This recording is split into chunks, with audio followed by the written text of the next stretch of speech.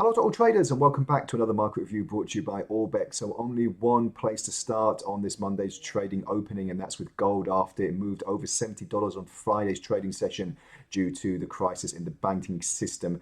And with Credit Suisse losing a lot of value, we've seen UBS launch a buyout bid, and that's what's giving gold a slight, well, it did give gold a slight correction in the morning, but since then we've seen another push higher, moving by over $10 already today. So are we going to get a little bit of resistance at 2000?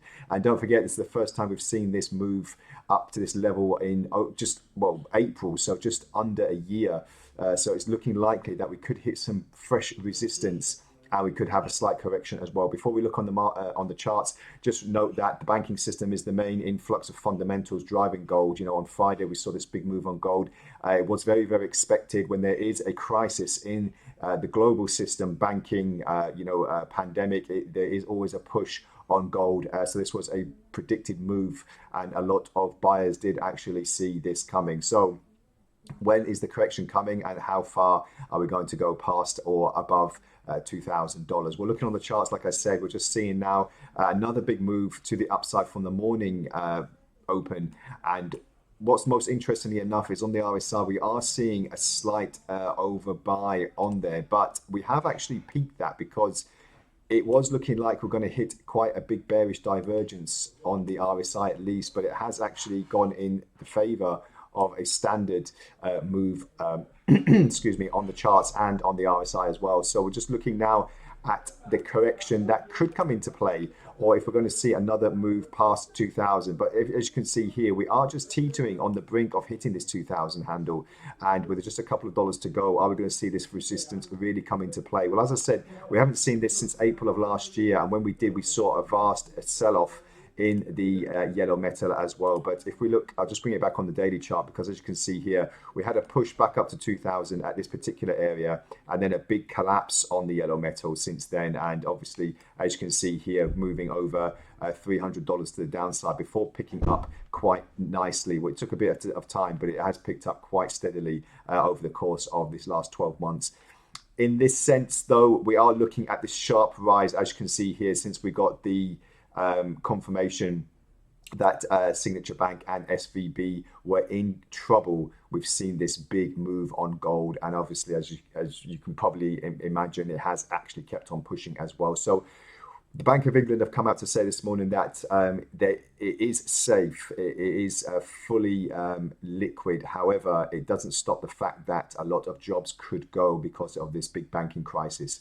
So even though the banks are safe, it could mean for a lot of turmoil for a lot of people working in the banks. So unemployment could fall, and this could obviously impact on the economy as well. So don't be surprised if we see another turn to the upside for gold and a move higher as well. So just looking on that in the near term at least. But obviously keep an eye on all the fundamentals coming out and all the latest in the news as well. We just want to quickly look on dollar as well.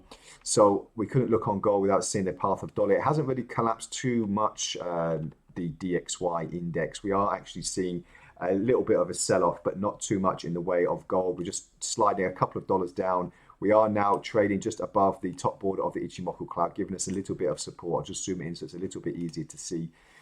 So that's given us a little bit more of a supportive stance that it probably won't drop too much, especially with UBS coming to the rescue of Credit Suisse. It is giving a little bit of a platform, a bit of support for a lot of currencies that are against trading commodities such as gold as well. So the dollar is looking to be a little bit more steady as we go into today's session, with more and more news coming out and what is expected as well in the near term. Just a quick look on the 4-hour chart. We're just seeing now, as I said, just a slight downward move, but we had a slight pickup before we had another move to the downside. So we are getting quite a bit of support roughly around this particular area at the mid 103 handle, and that's given the impetus that we will probably see another push to 104 in the near term. But gold is the main driver of today, probably the biggest opportunities we're going to get for a while. And as we've seen in the past, you know, banking crisis, any crisis that we see around the world, we always get that push on gold, which is what we're seeing now. So we'll keep you up to date with all the big moves on the yellow metal and all the other instruments, and we'll let you know on our Telegram channel and our YouTube channel. So thank you very much for joining me once again today. Have a great trading day ahead, and we'll speak again next time. Bye for now.